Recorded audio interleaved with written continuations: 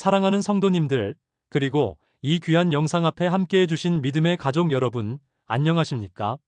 오늘 우리는 삶의 가장 깊은 곳에서 울려 퍼지는 우리의 간절한 기도에 하나님께서 어떻게 응답하시는지 그 놀라운 비밀과 5가지 핵심 원칙에 대해 나누고자 합니다. 우리 모두는 삶의 크고 작은 문제들 앞에서 때로는 간절히, 때로는 지친 마음으로 기도합니다. 그러나 기도해도 좀처럼 눈에 보이는 응답이 없어 낙심하고 좌절하며 과연 하나님은 내 기도를 듣고 계신 걸까? 하는 깊은 의문에 빠질 때가 있으시죠. 오늘 우리는 이 질문 앞에서 하나님의 크신 사랑과 능력을 다시 확인하며 흔들리지 않는 믿음으로 우리의 기도가 반드시 응답받는 축복의 통로가 되도록 이끌어드릴 것입니다. 어떤 분은 자녀들의 취업 문제와 결혼 문제로 밤잠을 이루지 못하며 기도하고 계실 것입니다. 2025년을 살아가는 우리 자녀들은 그 어느 때보다 치열한 경쟁 속에서 미래를 고민하고 있습니다.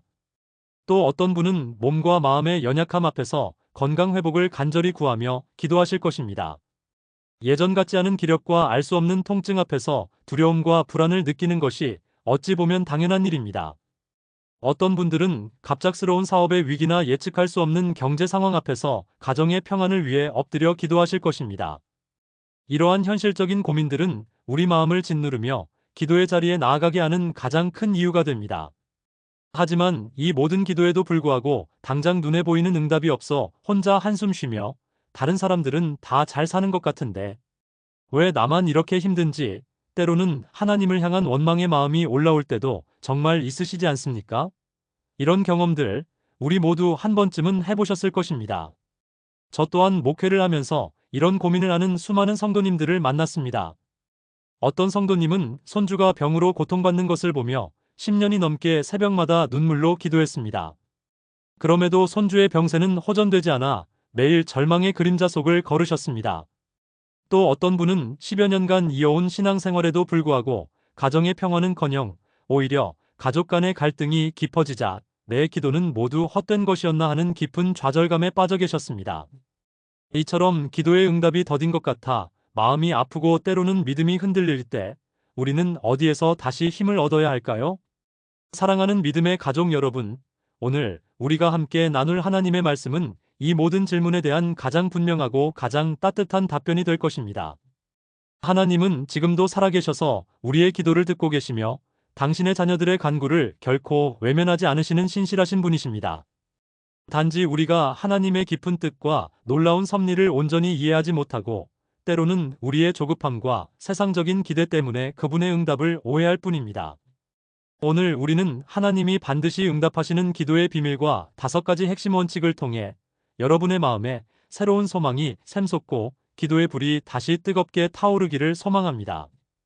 이 5가지 원칙을 깨닫는다면 여러분의 기도는 단순한 간구를 넘어 하나님과의 깊고 친밀한 교제로 이어질 것이며 결국은 하나님의 크신 능력을 경험하는 축복의 통로가 될 것입니다.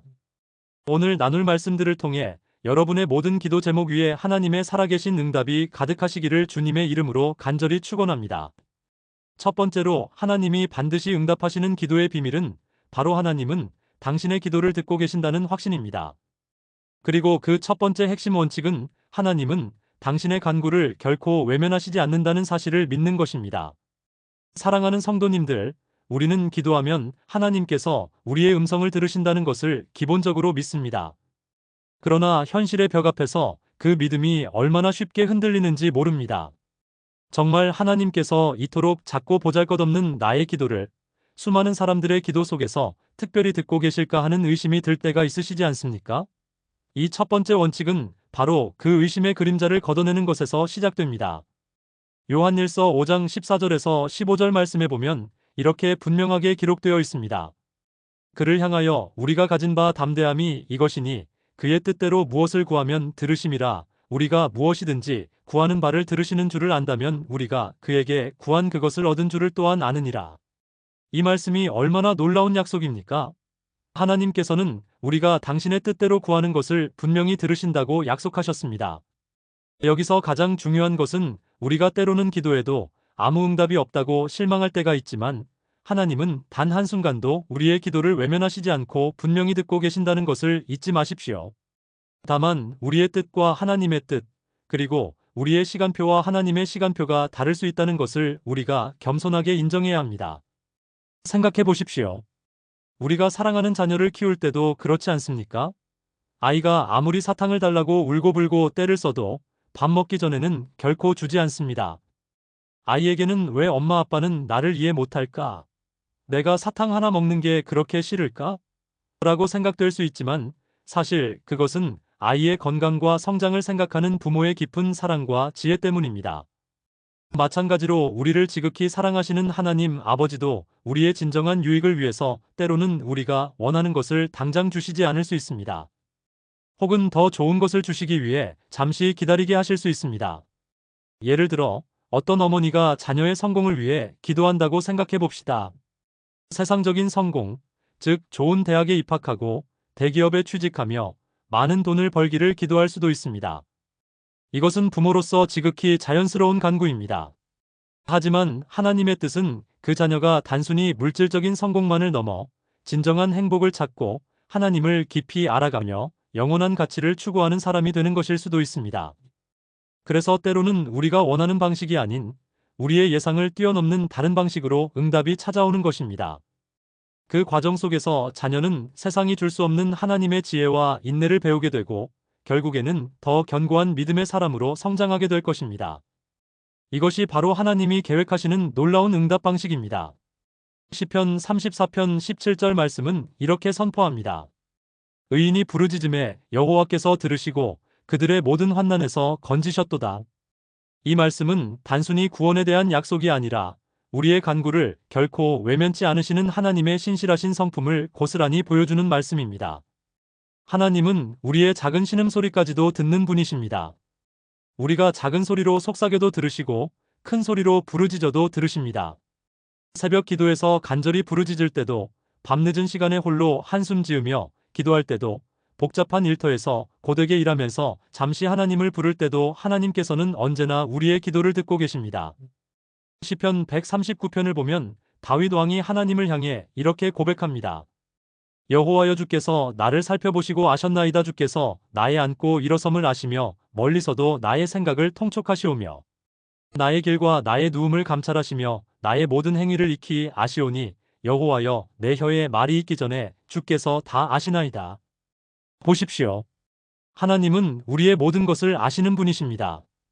우리가 아직 말로 표현하지 못한 마음속 깊은 곳의 고민과 생각까지도 다 알고 계십니다. 그런 하나님이 우리가 입을 열어드리는 기도를 모르실 리가 있겠습니까? 절대 그럴 수 없습니다. 이 하나님을 신뢰하고 그분께 우리의 마음을 온전히 쏟아낼 때 이미 우리의 기도는 응답받는 첫걸음을 떼는 것입니다. 제가 목회를 하면서 겪었던 일 중에 잊을 수 없는 감동적인 간증이 하나 있습니다. 한 성도님이 수년째 명예퇴직 후 재취업을 하지 못해 심한 실업 상태에 있으면서 정말 막막한 시간을 보내고 계셨습니다.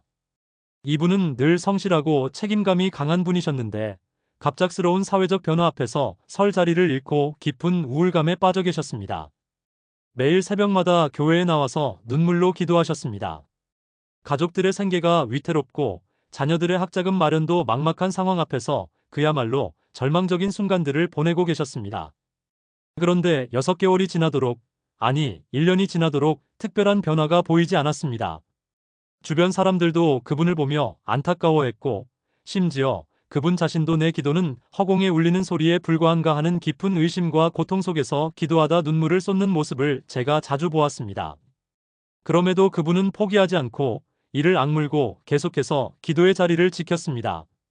그러다가 어느 날 정말 뜻밖의 연락을 받게 되었습니다. 수십 년 전 함께 일했던 직장 동료로부터 새로운 사업을 시작하는데 꼭 함께 해달라는 제안이었습니다. 그것도 그 성도님이 가장 잘하고 가장 좋아하는 분야의 일이었고 퇴직 전 쌓았던 오랜 경험과 노하우를 충분히 발휘할 수 있는 일이었습니다. 더 놀라운 것은 그 사업의 규모가 그분이 과거에 상상했던 것보다 훨씬 크고 비전 있는 일이었다는 것입니다. 처음에는 그저 안정적인 일자리 하나라도 얻을 수 있기를 기도했었는데 하나님께서는 그분이 기도했던 것보다 훨씬 크고 놀라운 축복과 비전을 이미 준비해 두고 계셨던 것입니다. 지금은 그 사업이 날로 번창해서 예전보다 훨씬 안정되고 보람있는 생활을 하고 계시고 교회 봉사에도 더욱 열심을 내고 계십니다. 그분이 나중에 제게 이렇게 간증하시더군요. 목사님, 그 기약 없는 기다림의 시간이 저를 더욱 겸손하게 만들고 하나님의 전능하심을 온전히 신뢰하는 훈련의 시간이었음을 깨달았습니다. 만약 제가 즉시 제가 원하는 일자리를 얻었다면 지금처럼 큰 비전을 품고 일하는 이 축복을 경험하지 못했을 것입니다. 하나님은 저를 단련시키시고 가장 선한 길로 인도하셨습니다. 사랑하는 믿음의 가족 여러분, 하나님은 정말로 우리의 기도를 들으시는 분이십니다. 우리가 보기에 아무 일도 일어나지 않는 것 같아도 하나님은 우리를 위해 가장 좋은 것을 가장 선한 때에 준비하고 계십니다. 마치 농부가 씨를 뿌리고 매일 정성껏 물을 주며 인내로 기다리는 것처럼 우리도 기도하며 하나님의 때를 겸손히 기다려야 합니다. 농부는 씨를 뿌린 다음 날 바로 열매가 맺히기를 기대하지 않습니다. 씨앗이 땅속에서 뿌리를 내리고 새싹이 돋고 무럭무럭 자라 꽃을 피우고 마침내 탐스러운 열매를 맺을 때까지 참을성 있게 기다립니다. 그리고 그 과정에서 계속해서 물을 주고 거름을 주고 혹여 해충이 생기지는 않을까 살피며 돌봅니다. 마찬가지로 우리의 기도도 하나님의 마음에 심겨진 씨앗과 같습니다. 그리고 하나님의 가장 적절한 시간에 따라서 그 기도는 아름다운 응답으로 열매를 맺게 되는 것입니다. 그러므로 하나님이 당신의 기도를 듣고 계신다는 확신을 가지고 단 한순간도 낙심치 마시고 굳건히 기도의 자리를 지키시기를 간절히 격려합니다. 두 번째로 하나님이 반드시 응답하시는 기도의 비밀은 바로 우리의 조급함과 다른 하나님의 시간표입니다.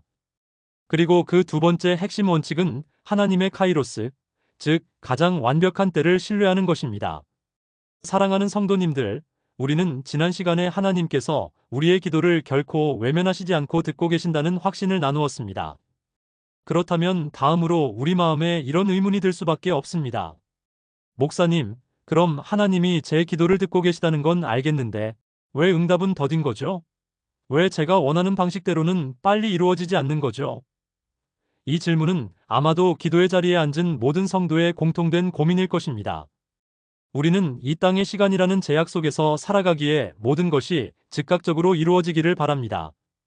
그러나 하나님의 일하시는 방식은 우리의 인간적인 시계와는 전혀 다릅니다. 베드로후서 3장 8절 말씀에 보면 이렇게 기록되어 있습니다. 사랑하는 자들아, 주께는 하루가 1000년 같고 1000년이 하루 같다는 이 한 가지를 잊지 말라. 이 말씀은 하나님과 우리의 시간 개념이 얼마나 큰 차이가 있는지를 분명하게 보여줍니다. 우리가 느끼기에 1년, 10년, 어쩌면 20년이라는 시간이 마치 영원처럼 길게 느껴질 때도 시간을 초월하여 존재하시는 하나님께는 그저 찰나와 같을 수 있습니다. 반대로 우리가 무심코 지나치는 짧은 순간에도 하나님께서는 이미 크고 놀라운 역사를 계획하고 진행하고 계실 수 있습니다. 중요한 것은 기다림 그 자체가 고통이 아니라 그 기다림 속에서 하나님의 가장 온전하고 선한 뜻이 이루어지는 과정이라는 깊은 믿음입니다. 우리는 물리적인 시간을 뜻하는 크로노스 안에서 살지만 하나님은 가장 적절하고 의미 있는 때를 뜻하는 카이로스 안에서 역사하십니다. 우리의 모든 기도는 이 카이로스 안에서 가장 완벽하게 응답될 것입니다. 이 하나님의 카이로스, 즉 하나님의 완벽한 시간표를 가장 잘 보여주는 대표적인 인물이 바로 믿음의 조상 아브라함입니다. 하나님께서는 75세의 나이에 자녀가 없는 아브라함을 부르시면서 내가 너로 큰 민족을 이루고 내게 복을 주어 내 이름을 창대하게 하리니 너는 복이 될지라 창세기 12장 2절은 위대한 약속을 주셨습니다. 그러나 당시 아브라함 부부에게는 대를 이을 자녀가 없었습니다. 이 약속을 받은 아브라함은 무려 25년을 더 기다려 100세가 되어서야 아들 이삭을 얻게 됩니다. 아브라함의 아내 사라 역시 90세에 아들을 낳았으니 이들의 기다림은 실로 우리의 상상을 초월하는 인고의 시간이었던 것입니다. 25년이라는 시간은 인생의 한 절반에 해당하는 길고 긴 세월입니다. 그 시간 동안 얼마나 많은 조급함과 절망감이 찾아왔겠습니까? 성경은 그 길고 긴 기다림의 과정에서 아브라함과 사라가 얼마나 인간적인 조급함과 불신을 가졌는지도 솔직하게 보여줍니다. 하나님의 약속이 너무 더뎌지자 그들은 자신들의 방법으로 하갈을 통해 이스마엘을 낳는 실수를 저지르기도 했습니다. 이것은 연약한 우리 모두의 모습과도 참 많이 닮아 있습니다. 우리의 간절함은 때때로 하나님의 시간표를 인내로 기다리지 못하고 우리 자신의 육적인 생각과 방법대로 일을 진행하려 할 때가 많습니다. 하나님은 왜 이렇게 더디실까? 내가 뭔가 하지 않으면 안 될 것 같은데 하는 생각이 우리의 마음을 지배하는 순간 우리는 하나님의 카이로스를 놓칠 위험에 처하게 됩니다. 그러나 사랑하는 성도 여러분, 하나님께서는 그 모든 인간적인 연약함과 실수 속에서도 당신의 카이로스, 즉 가장 완벽한 때의 약속을 반드시 이루셨습니다. 100세에 얻은 아들 이삭은 인간적인 능력을 완전히 배제한 오직 하나님의 전능하신 능력으로만 얻은 아들이었기에 그는 진정으로 하나님의 약속의 아들이 될 수 있었습니다. 이 길고 긴 기다림의 시간이 있었기에 아브라함과 사라의 믿음은 더욱 견고해졌고 이삭을 통해 하나님의 위대한 구원 역사가 이어지는 위대한 믿음의 조상이 될 수 있었던 것입니다. 하나님의 응답은 단지 때가 아니라 그 응답을 통해 우리의 믿음을 단련시키고 더 큰 축복을 받을 그릇을 준비시키는 과정인 것입니다. 제가 섬기던 교회에도 아브라함과 사라처럼 긴 기다림의 시간을 보내신 한 집사님이 계셨습니다. 이분은 대기업에 다니시면서도 늘 소외된 이웃을 돕고 싶다는 강한 열망을 가지고 계셨습니다. 그래서 이른 나이에 명예퇴직을 하고 NGO 단체를 설립하겠다는 꿈을 가지고 오랫동안 기도했습니다. 주변의 만류와 염려에도 불구하고 이분은 이 길이 하나님의 뜻이라고 확신하며 기도했지만 단체 설립을 위한 초기 자금 마련이 번번이 막히고 함께할 팀원을 모으는 것 또한 쉽지 않았습니다.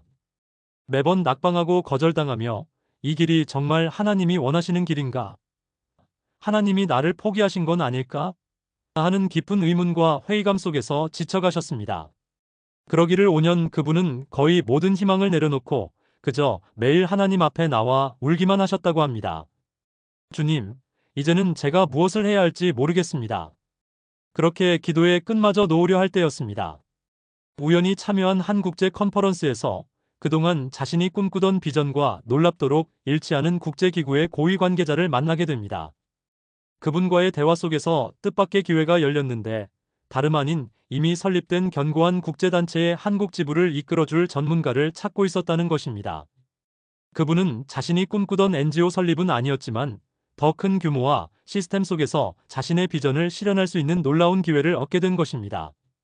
5년 동안 아무것도 이루어지지 않은 것처럼 보였던 그 기다림의 시간은 하나님께서 이분을 더욱 성숙시키고 이 분야에 대한 더 깊은 전문성을 쌓게 하시며 국제적인 안목을 기르도록 훈련시키신 카이로스였던 것입니다. 그분은 후에 이렇게 간증했습니다. 목사님, 5년 동안 제 뜻대로 되는 것이 없어 답답하고 절망스러웠습니다. 하지만 지금 돌이켜보면 하나님께서는 제가 상상했던 작은 우물을 넘어 거대한 강물을 주시기 위해 저를 단련시키셨던 겁니다. 제가 원했던 시기가 아닌 하나님의 카이로스 속에서 제 기도보다 훨씬 큰 응답을 주셨음을 깨닫게 되었습니다. 이처럼 하나님은 단순히 우리의 소원만을 들어주시는 분이 아니라 우리의 인생 전체를 주관하시며 가장 완벽한 때에 가장 선하고 좋은 것으로 우리의 삶을 채워주시는 분이십니다. 우리가 보기에 기도가 지연되는 것 같아도 그분의 지연은 더 크고 놀라운 축복과 은혜를 위한 깊은 준비 과정임을 우리는 굳건히 믿어야 합니다. 그러므로 사랑하는 성도 여러분, 우리의 조급한 시계가 아닌 하나님의 완벽한 카이로스를 신뢰하며 기도의 자리를 묵묵히 지켜나가시기를 간절히 격려합니다. 세 번째로 하나님이 반드시 응답하시는 기도의 비밀은 바로 나의 욕심이 아닌 하나님의 뜻을 구하는 것입니다. 그리고 그 세 번째 핵심 원칙은 올바른 기도의 마음가짐과 겸손한 자세를 갖는 것입니다. 사랑하는 성도님들, 우리는 간절히 기도하지만 때때로 우리의 기도가 하나님의 뜻과는 거리가 먼 나의 욕심과 정욕으로 가득 찰 때가 있지는 않습니까? 나는 하나님께 온전히 매달리고 있는데 왜 응답이 없을까? 하는 고민의 깊이에는 종종 우리가 무엇을 왜 구하는지에 대한 자기 성찰이 부족할 때가 있습니다. 우리의 태도는 응답을 받는 데 있어서 매우 중요한 요소가 됩니다. 하나님은 우리가 단지 손 놓고 기다리는 것이 아니라 진정으로 당신의 뜻을 구하며 믿음으로 나아가고 그분의 마음을 알아가는 능동적이고도 바른 자세를 원하십니다. 야고보서 4장 3절 말씀에 보면 이렇게 기록되어 있습니다. 구하여도 받지 못함은 정욕으로 쓰려고 잘못 구함이라.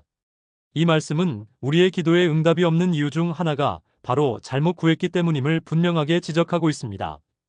우리가 구하는 것이 정말 하나님의 뜻에 합당한 것인지 아니면 나의 개인적인 욕심과 정욕을 채우기 위한 것인지를 돌아보는 영적인 지혜가 필요합니다.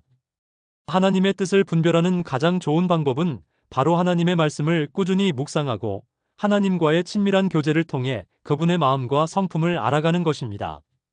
나의 욕심이나 세상적인 기준이 아니라 오직 하나님의 영광을 위한 기도, 그리고 우리 이웃의 진정한 유익과 평안을 위한 기도는 반드시 하나님의 마음을 움직이고 그분의 선한 뜻 가운데 응답될 것입니다.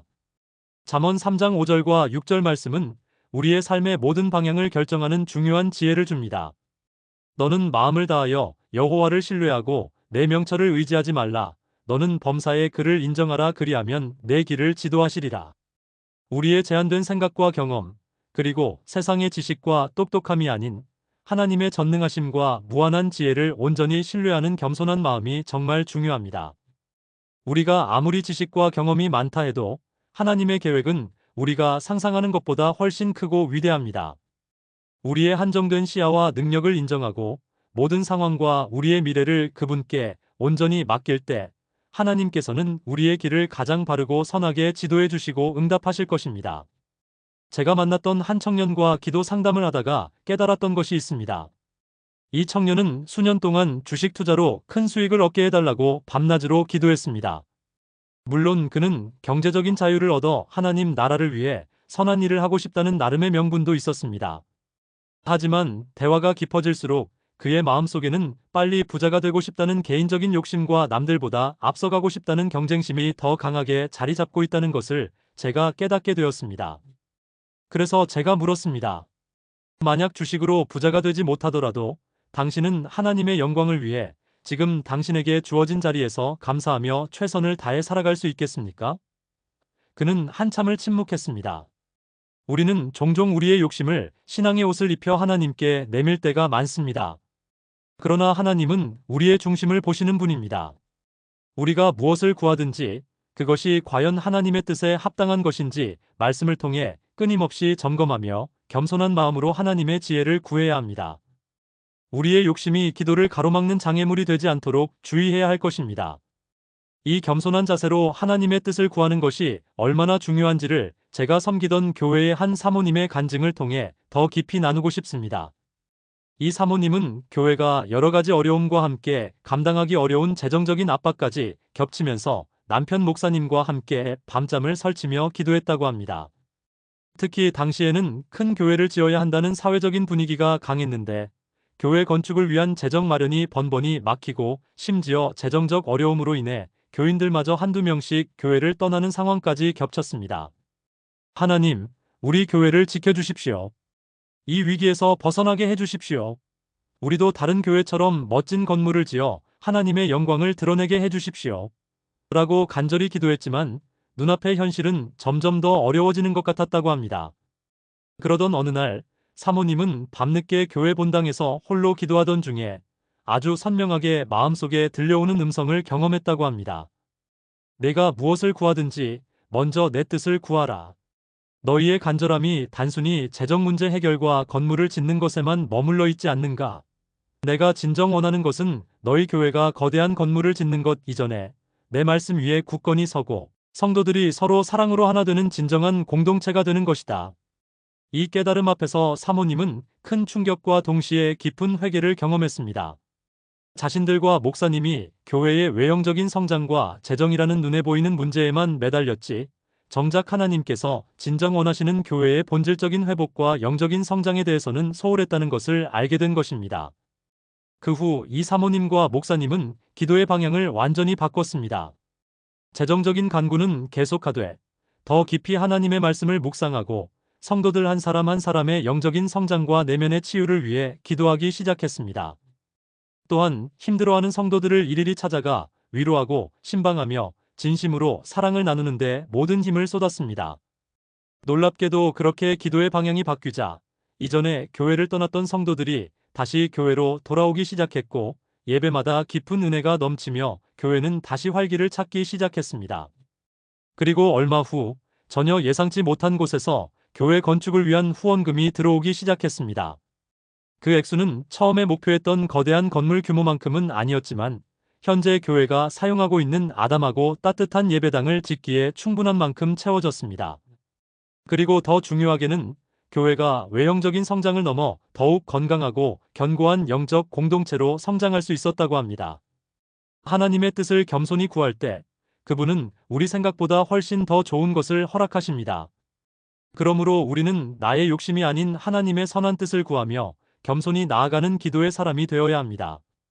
네 번째로 하나님이 반드시 응답하시는 기도의 비밀은 바로 포기하지 않는 끈기 있는 믿음입니다. 그리고 그 네 번째 핵심 원칙은 응답이 더딜지라도 인내하며 지속적으로 기도하는 것입니다. 사랑하는 성도님들, 우리는 기도하면 하나님께서 응답하신다는 것을 믿고 그분의 완벽한 때를 신뢰하며 하나님의 뜻을 구하는 겸손한 마음을 갖는 것의 중요성을 나누었습니다. 하지만 때로는 이 모든 것을 알고 있음에도 불구하고 응답이 너무 더뎌서 지치고 낙심하며 기도의 끈을 놓아버리고 싶을 때가 있습니다. 우리의 인간적인 인내심에는 한계가 있기 때문입니다. 바로 이때 포기하지 않는 끈기 있는 믿음이 기적을 만들어내는 가장 중요한 원칙이 됩니다. 누가복음 18장 1절 말씀에 보면 예수님께서 이렇게 가르치셨습니다. 예수께서 그들에게 항상 기도하고 낙심하지 말아야 할 것을 비유로 말씀하여 이르시되, 예수님은 이어서 불의한 재판관과 과부의 비유를 통해 우리에게 끊임없이 기도하는 것의 중요성을 가르쳐 주셨습니다. 재판관은 하나님을 두려워하지도 않고 사람을 무시하는 사람이었습니다. 그런데 한 과부가 매일 찾아와 자신의 억울함을 호소하며 끈질기게 청하자 이 재판관은 귀찮아서라도 결국 그녀의 원한을 풀어주었습니다. 하물며 우리를 지극히 사랑하시고 우리의 작은 신음까지 듣고 계시는 하나님 아버지께서 당신의 자녀들의 간절한 간구를 외면하시겠습니까? 우리가 불의한 세상 사람보다 못하겠습니까? 결코 그렇지 않습니다. 사랑하는 여러분, 응답이 더딘 것 같아도 지치지 않고 끈기 있게 기도하는 것이 정말 중요합니다. 인내하며 씨를 뿌리는 농부의 마음으로 하나님의 가장 완벽한 때를 기다리는 믿음의 기도가 우리에게 필요합니다. 우리는 너무 쉽게 포기하고 너무 쉽게 좌절하는 경향이 있습니다. 당장 눈앞에 뭔가 보이지 않으면 역시 안 되나 보다 하고 돌아서 버리죠. 그러나 기도는 포기하지 않는 자에게 주시는 하나님의 특별한 은혜입니다. 끈기를 가지고 하나님의 문을 두드릴 때 그 문은 반드시 열릴 것입니다.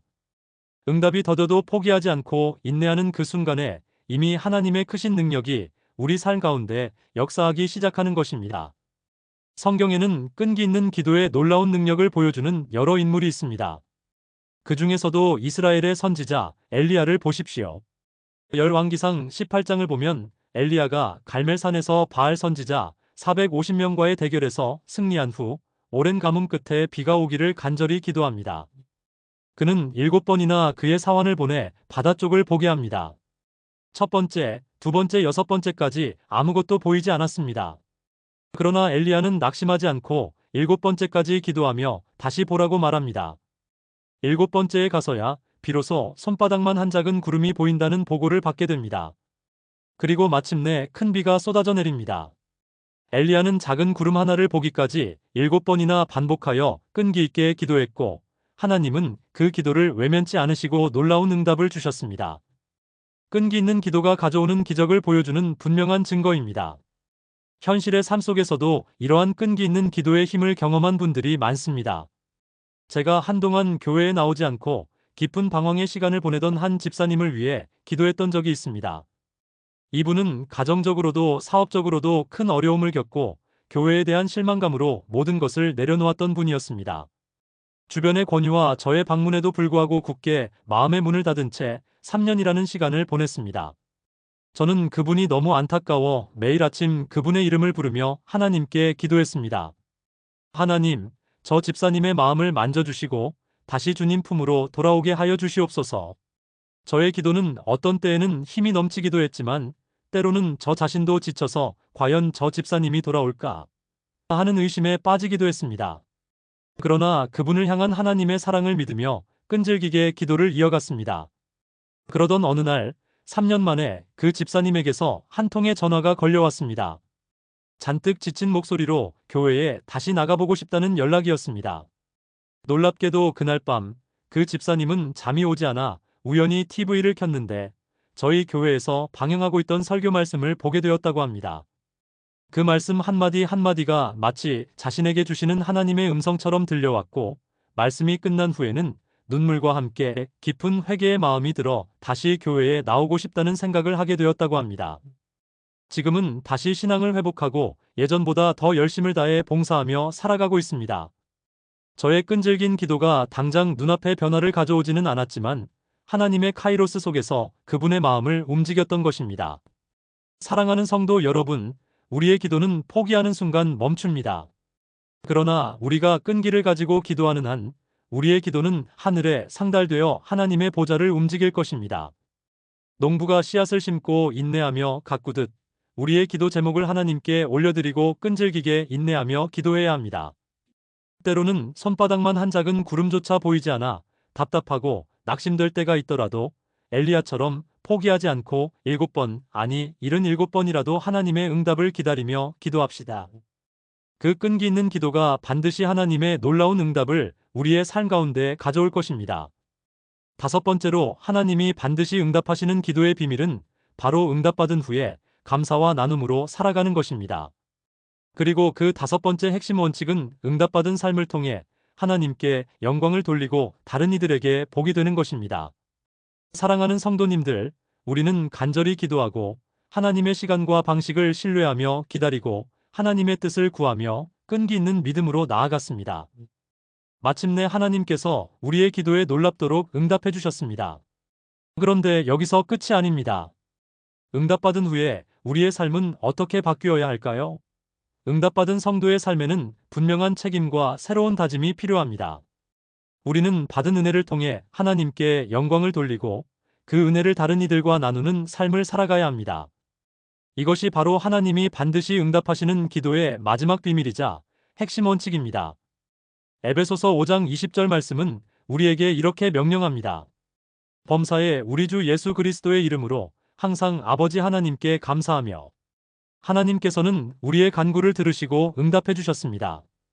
그 응답이 우리가 바라던 그대로이든 아니면 우리의 예상을 뛰어넘는 더 좋은 방식이든 우리는 무엇보다 먼저 하나님께 감사하고 찬양해야 합니다.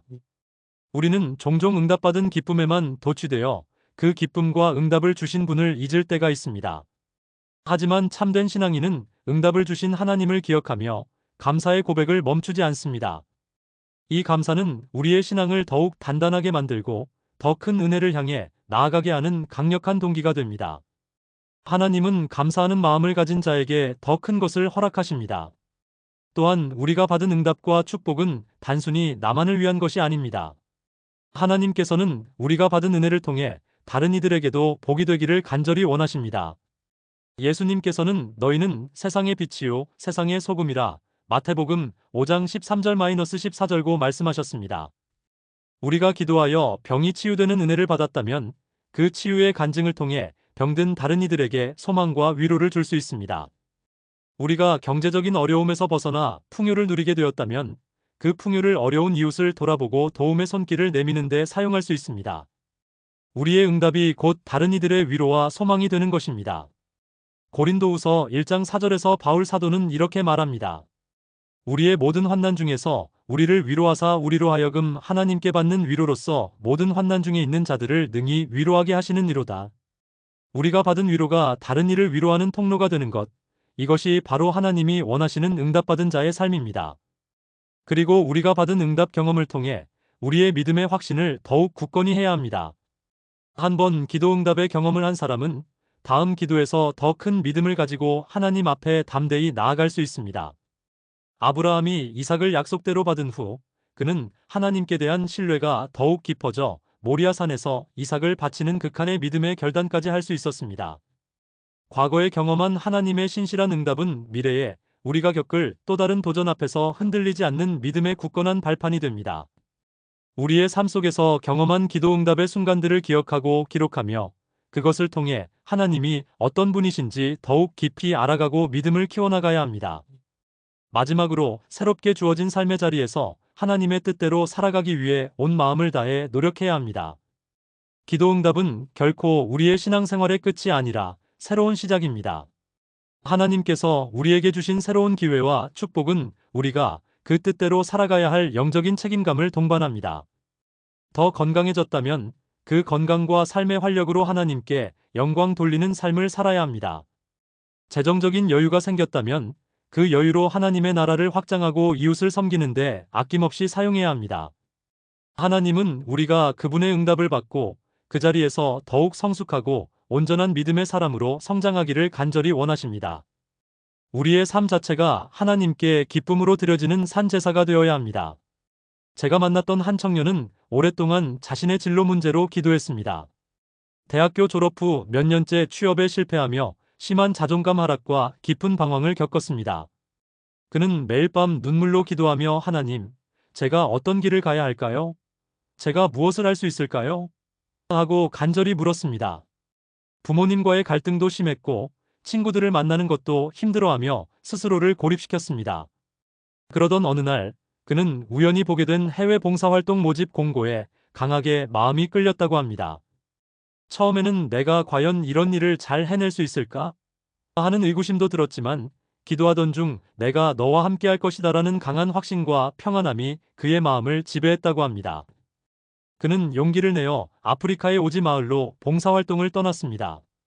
그곳에서 아이들을 가르치고 병들고 소외된 사람들을 섬기며 무너진 집을 짓는 일을 도우면서 자신의 작은 재능과 열정이 이렇게 큰 기쁨과 보람이 될 수 있다는 것을 처음으로 깨달았습니다. 그동안 자신을 짓눌렀던 취업에 대한 압박감이나 자존감의 문제들은 저 멀리 사라졌습니다. 예상치 못하게 하나님께서 자신의 진로에 대한 응답을 해외 봉사라는 전혀 다른 방식으로 그리고 그의 상상을 초월하는 넓은 세상 속에서 주신 것입니다. 그는 봉사활동을 마치고 돌아와 그 값진 경험을 바탕으로 국제구호단체에 취업하게 되었고 지금은 자신의 재능과 뜨거운 열정으로 지구촌 곳곳에 소외된 이들을 돕는 데 헌신하고 있습니다. 그는 하나님께서는 저에게 단순히 직장을 주신 것이 아니라 제가 이 세상을 어떻게 살아가야 할지를 몸소 가르쳐 주시고 제 인생의 진정한 가치를 발견하게 해주셨습니다라고 감격스럽게 간증했습니다. 응답받은 후에 그는 자신의 삶을 완전히 하나님께 드리는 복된 통로로 기쁨으로 사용하고 있는 것입니다. 사랑하는 성도 여러분, 우리의 기도에 반드시 응답하시는 하나님은 오늘도 살아 역사하십니다. 그분은 우리의 간구를 결코 외면하지 않으시는 분이시고 우리의 제한된 시간과 방법을 뛰어넘어 당신의 가장 완벽한 때와 가장 선한 방식으로 응답하시는 분입니다. 우리가 그분을 신뢰하고 인내하며 겸손한 마음으로 그분의 뜻을 구할 때 그분은 반드시 우리에게 놀라운 응답을 허락하실 것입니다. 그리고 응답받은 후에는 감사와 찬양으로 그 크신 은혜를 나누고 받은 축복을 통해 더 큰 믿음으로 하나님의 뜻대로 살아가는 우리 모두가 되기를 주님의 이름으로 간절히 축원합니다. 오늘 우리는 하나님이 반드시 응답하시는 기도의 비밀과 5가지 핵심 원칙에 대해 함께 나누었습니다. 첫 번째, 하나님은 당신의 간구를 결코 외면하시지 않는다는 확고한 믿음을 가지십시오. 당신의 작은 신음조차 듣고 계십니다. 두 번째, 하나님의 카이로스, 즉 가장 완벽한 때를 신뢰하며 조급해하지 마십시오. 그분의 지연은 더 큰 축복을 위한 준비입니다. 세 번째, 나의 욕심이 아닌 하나님의 뜻을 구하며 겸손한 기도의 자세를 갖추십시오. 하나님은 우리의 중심을 보십니다. 네 번째, 응답이 더딜지라도 인내하며 지속적으로 기도하십시오. 포기하지 않는 끈기 있는 믿음이 기적을 만듭니다.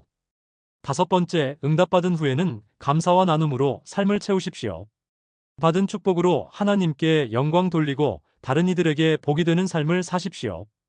이 5가지 원칙들이 여러분의 기도의 삶에 새로운 불을 지피고 하나님과의 깊은 교제를 통해 날마다 응답의 기쁨을 경험하는 통로가 되기를 간절히 소망합니다. 혹시 지금 당장 눈앞의 어려움 때문에 하나님이 내 기도를 외면하시는 것은 아닐까 하는 절망감에 빠져 계신 분이 있다면 오늘 이 말씀들을 꼭 기억하십시오. 하나님은 당신을 지극히 사랑하시고 당신의 모든 기도를 듣고 계십니다. 결코 포기하지 마십시오. 인내하며 하나님께 나아가십시오. 그리고 가장 완벽한 때에 당신의 상상을 초월하는 방식으로 역사하실 그 하나님을 온전히 신뢰하십시오. 기도는 하나님과 우리가 만나는 가장 아름다운 통로입니다. 기도를 통해 하나님과의 관계가 더욱 깊어지고 그분의 크신 사랑과 능력을 날마다 경험하는 복된 삶이 되시기를 주님의 이름으로 간절히 축원합니다. 오늘 귀한 말씀 함께 나누어 주셔서 진심으로 감사합니다. 이 영상이 여러분의 믿음에 도움이 되셨다면 좋아요 버튼을 눌러주시고 귀한 댓글로 여러분의 기도 제목이나 간증을 나눠주십시오. 함께 기도하며 주님의 놀라운 역사를 기대하겠습니다. 또한 이 은혜로운 말씀이 필요한 분들을 위해 이 영상을 널리 공유해 주시면 감사하겠습니다. 구독과 알림 설정도 잊지 마세요. 우리 다음 영상에서 또 만나요. 평안하세요.